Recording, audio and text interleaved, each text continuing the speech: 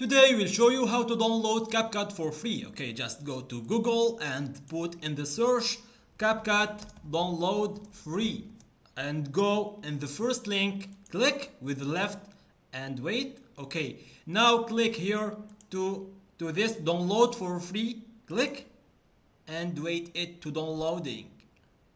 Okay, we are here. Okay, just click and go.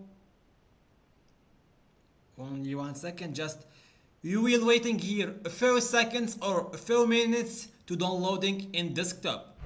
So guys, after downloading, okay, just go in this on desktop and click in the icon of CapCut, click with the left and join to CapCut application, and we are now have a new CapCut version and you can do anything. Okay, just here you can go to create object, project, you can create videos like animation or musician, you can do anything. Just don't forget to like, subscribe and like, and thank you for watching.